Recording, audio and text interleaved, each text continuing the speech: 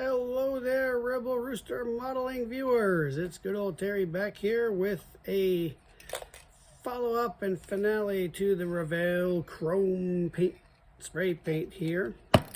If you watched the first one, kind of had a couple question marks at the end, and I went through and answered those with this next test I did.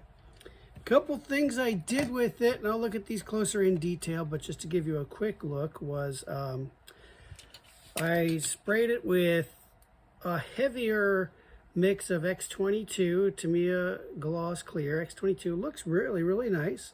It held up a nice chromy look, but I did not see a whole lot of durability difference in it. So I then took some GX2 and I put a pretty good amount of that in the chrome. I mixed it about 50-50 with Mr. Leveling Thinner. So I decanted it into that bottle and I put 50% chrome, 50% GX2, and I put some Mr. Leveling Thinner, just enough to make it pretty thin, but not super thin to where it runs. Just sorry I didn't keep the ratio on that, but you can see it gives you a little bit of a darker chrome look. Still very shiny, very reflective, looks beautiful. It's kind of hard to tell. I might put under some more intense light and you'll be able to see where this one's darker than this one is. And then I wanted to do a further test on the bluing. So I got some, what is that, X4. Some Tamiya X4 Gloss Blue and mixed it in with the chrome and Mr. Leveling Thinner, of course. This was all airbrushed, not can painted. And again, really nice from here, but when you get up close to it, it's kind of hard to see. Maybe you can see it's got kind of a little bit of a powdery mix to it when you get right up close to it. When you turn it a certain angle, it really looks more way too blue. It didn't mix well. So I took the Tamiya Clear Blue and I mixed that in with the chrome and the Mr. Leveling Thinner, and it's got that nice blue tone, really nice blue tone, but it's mixed much better. So this would be for those of you who want to do the exhaust bluing, or maybe some of that weird car color stuff that you do. That's what you want to do. I then decided, you know, those all look good enough and fine, but if you really just want it to look like chrome, best thing to do is just spray it by itself, and it just really has a beautiful chrome look to it. Then I thought, let's try to hand brush it, and I've done the mall towel thing, airbrushing it and hand brushing it. So I thought I'd try hand brushing the chrome here, and we'll look at that up closer. I proudly hold the world title as world's worst hand brusher, so if it looked okay with me doing it with my terrible skills, someone knows how to hand brush, it'll make it look really good. But let's go ahead and look at these things up close and give you a better look at it all, and then we'll talk about the decals. Okay, so the reason for this second video on this Revell Chrome, or Trom as they like to spell it. After I did my video, I noticed that Rexy's results were a little more sturdy than mine. He was able to flick it with his fingernail and not damage it and everything. So I thought, let's give this another look here and see how tough it is. So a couple things I want you to keep in mind is I live out here in the desert. I'm in Hell's Armpit, so things dry faster than probably most of you have. It's in the low hundreds lately. And so I sprayed everything today about 6 hours ago. So what I did was I took some Mr. Leveling Thinner and I mixed it with X22A and the chrome, which I had decanted into this little bottle here. And the first thing I did was I mixed it pretty heavily, and I said X22A, I meant X22, just the Tamiya Clear Gloss. And I mixed it pretty heavily, and I put it, and I sprayed this with it, okay? Now you're gonna notice some different looks on this. When you look at it kind of like over here, let me turn this intense light off, and it's gonna kind of look all pretty much the same here, see? There's a change of angle here. You can see this is I think this is a Typhoon's wing, so it kind of goes down over here. So that explains why this looks different, because if I tilt it, it goes back. But anyway, when I turn the bright light on, you're gonna see a difference right over here probably. You might not, you probably should. Still beautifully reflective, see? but not quite as reflective as right here. What I did there was I took just a touch of water and the Vallejo metal varnish, which I thought, you know, let's give that a try and see if that clear coats it and protects it. So I clear coated it with on this half where this rivet line starts. It's really hard to delineate unless I get it in the light just right. There you can see it, see? But when you look at it up close and without the intense light on an angle, it's really hard to tell. So if I take that light out, you'll see what I mean. But when I put the bright light on and move it back, you can kind of tell. But anyway, it's a little exaggerated on the camera, which is good because that gives you a worst case scenario. But it holds pretty good. I did a decal fluid test like before. And there's a little more protection here, but I wouldn't let it sit on there very long. But it is a little protective. I then took some GX2, Mr. Hobby GX2 Gloss Black, and I mixed that 50-50 with the chrome and airbrushed it onto this wing here. And I don't know that you're going to be able to see this well under the intense light, but you can see it with the naked eye that this side it has a nice richer, darker tone to it. It's really hard to see with this intense lighting I've got. Let me screw around with it a little bit here. You might be able to see it better. It's a richer, darker chrome color than this bright one with the X22, where you can really see it. The difference is when I take the one I just sprayed directly with the chrome and nothing added to it at all, just the Mr. Leveling Thinner and the chrome, you can really see the brightness here.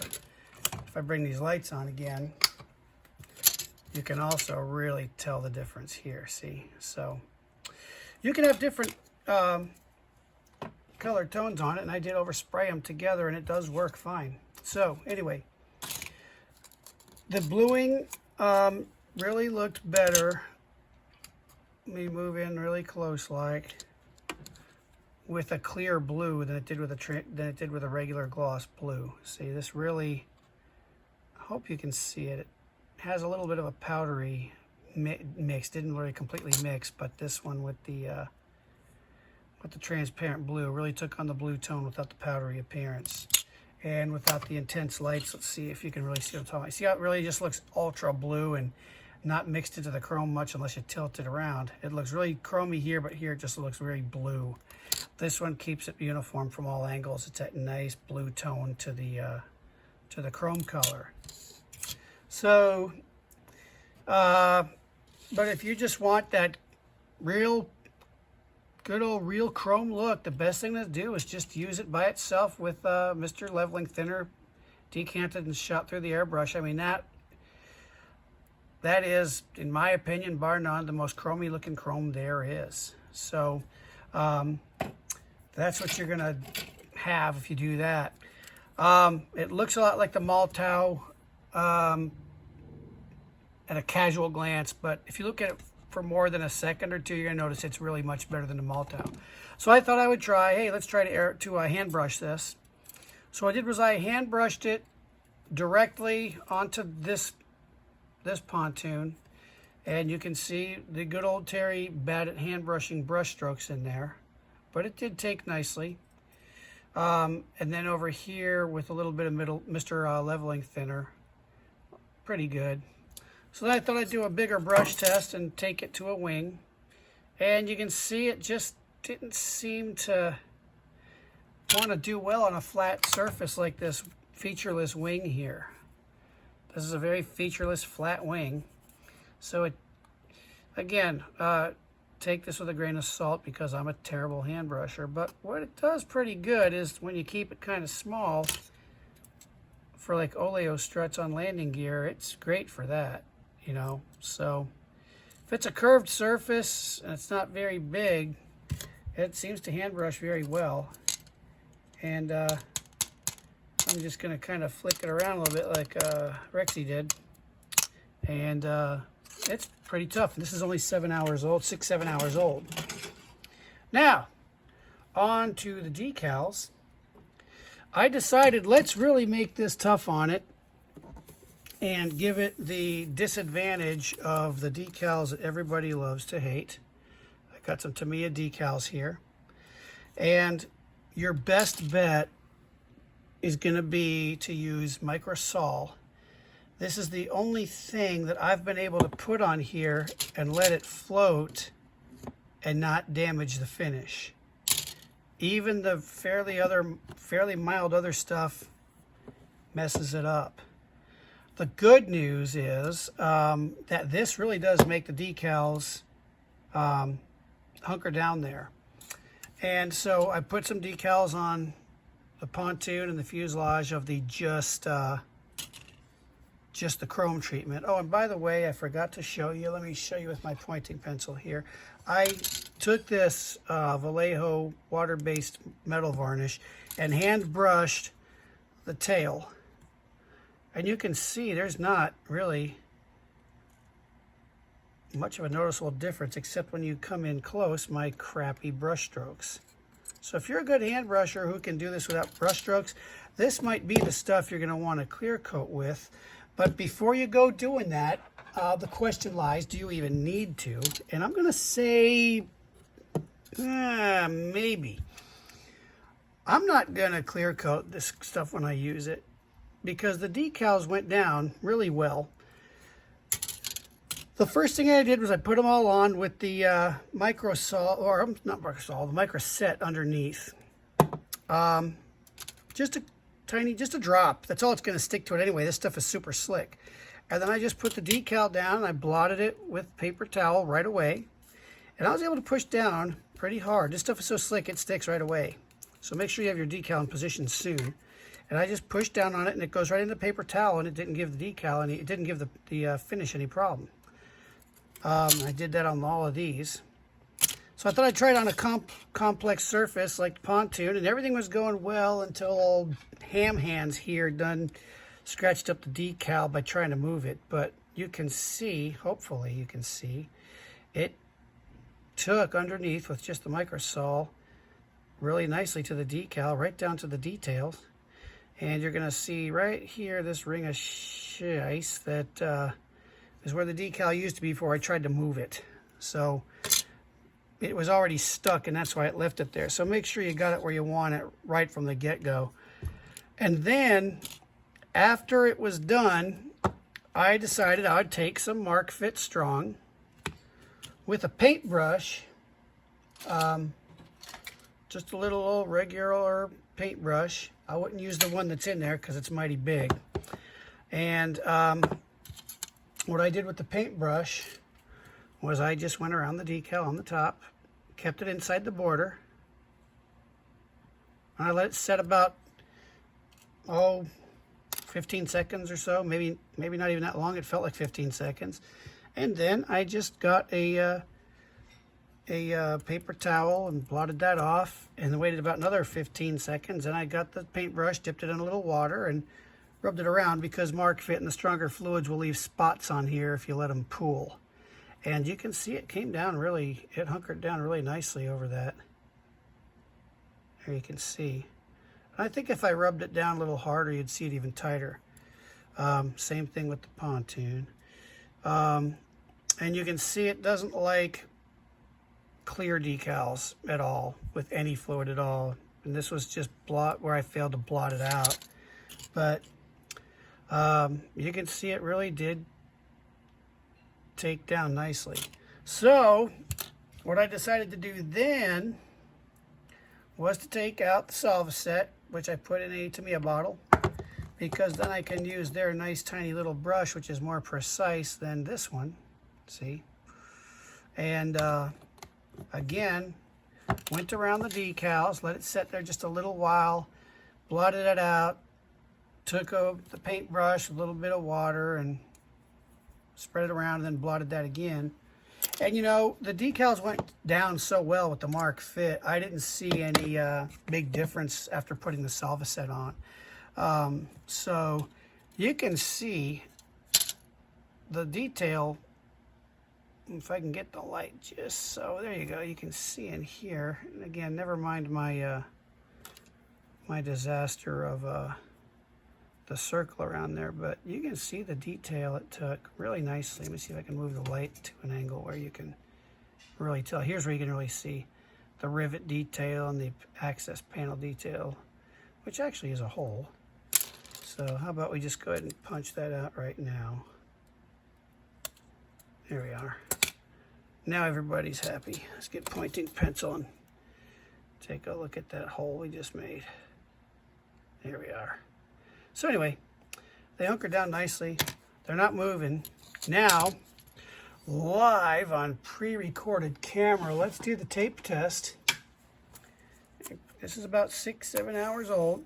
I'm taking some Tamiya tape here, not detacking it. I'm going to give this every disadvantage possible. And I'm going to try to rip the decal off, which, place your bets, ladies and gentlemen. I'm not going to do this. I'm going to do it the amateur way and just rip like the Band-Aid. That took it right off. Just dagnabbit. That's too bad. Let's try it if we do it the right way now with another decal.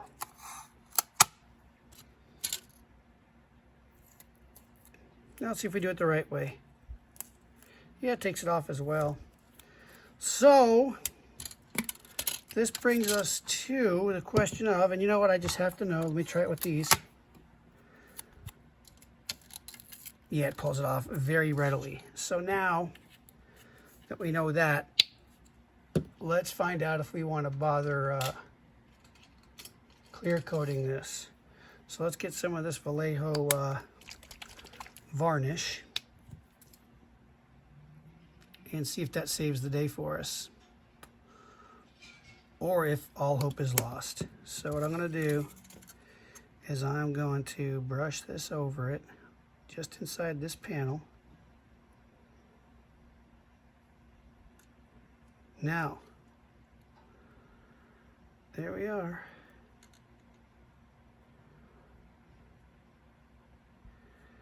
Again, I am a lousy hand painter, and I'm sure you're all critiquing my technique right now. And I welcome it, because I'm always wanting to learn and get better. So feel free. All right, so you can see it doesn't make a whole lot of difference on the panel. It still keeps its chrome look. And just to further, why not for the heck of it, let's do the next panel over with the good old Terry doesn't know how to hand brushing here.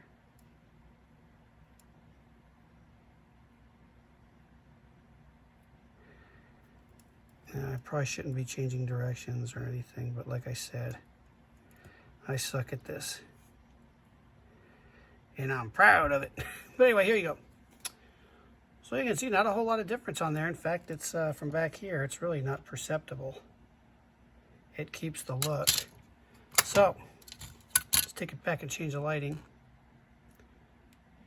Holds it up nicely. There's a little, if I do this, the camera can force it to look that way, but honestly, looking at it just from where it is, it's not bad. Now, let me do this just for giggles, because I like to try things. Let me see what happens if I put a little wet brush on it. See if that'll smooth out my lines any. It'll probably make them worse, but who knows. All right.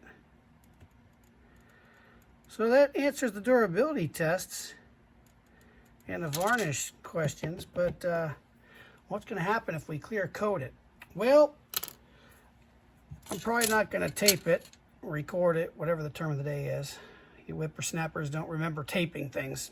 It's all digital now. But anyway, I will put down in the description what happened when I tried the tape test here. But my prediction here is, ladies and gentlemen, place your bets. My bet is it's still going to come off, because that tape is going to be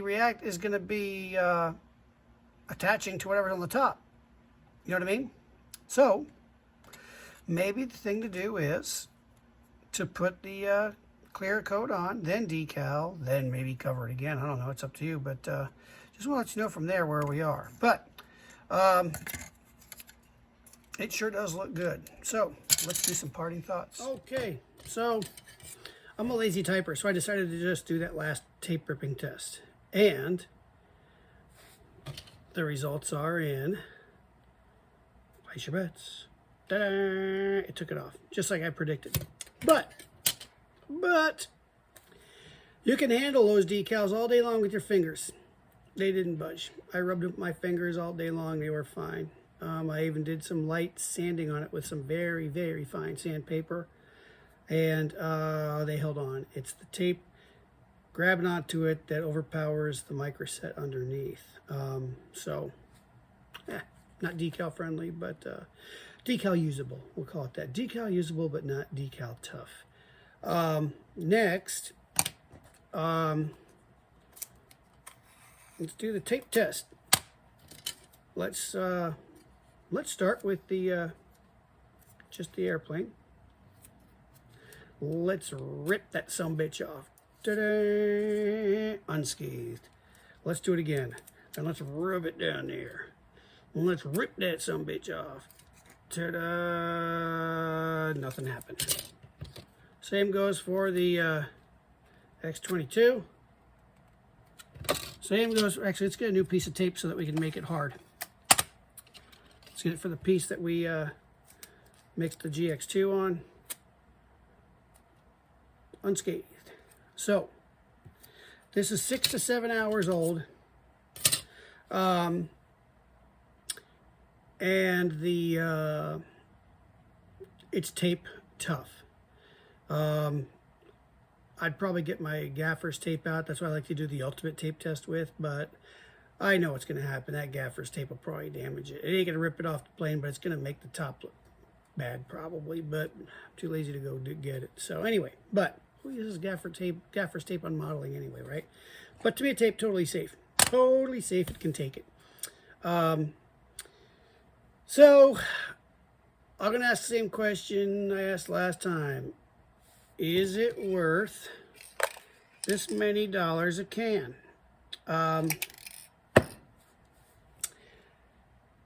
If you want chrome, it's worth it. I would say a resounding yes. It's worth it if you want it to be chrome. All right? It's adaptable because you can mix it with GX2 and make it a little darker, or you can have that classic bright chromey chrome look. You know, they both come out looking fantastic. It blues nicely with transparent colors.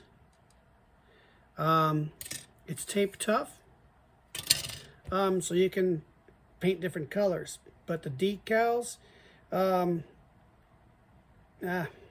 you could put them on there. You can handle the model, but I wouldn't touch it with sticky fingers or anything like that. So I got it did better than I thought it would, honestly. And I'd like to thank Barbados Rex for putting his test out on it, because it kind of inspired me to give this a second look. And you know, I love what he does. I love that he tests everything. For those of us who would like to know some stuff but don't feel like doing it ourselves. But anyway, good stuff. I would say it's worth the dough unless you don't have any money, like many of us don't. But this goes a long way. You can fill quite a few of these little bottles, decant it, and you're going to get a lot more mileage out of it than you would if you just sprayed out of the can and watch it go everywhere, and then your model's this big of a piece. So I would definitely decant it. Spray it with Mr. Leveling Thinner. The ratio 50-50 seems to work. I don't like to go a whole lot thinner. Spray it wet. Spray it wet and heavy. Don't try to build up light coats like you would with traditional metals. It likes to go on wet. So 1 or 2 passes wet is going to give you this. Okay. And it's plenty tough. So yeah, good stuff. Give it a try. Just remember, you gotta want chrome. It's not gonna look like aluminum. It's not gonna look like titanium, any of those other metals. It's chrome. So, if you want chrome, you got a winner. Happy modeling, God bless you. We will see you next time. Bye-bye. And my button works today. Watch.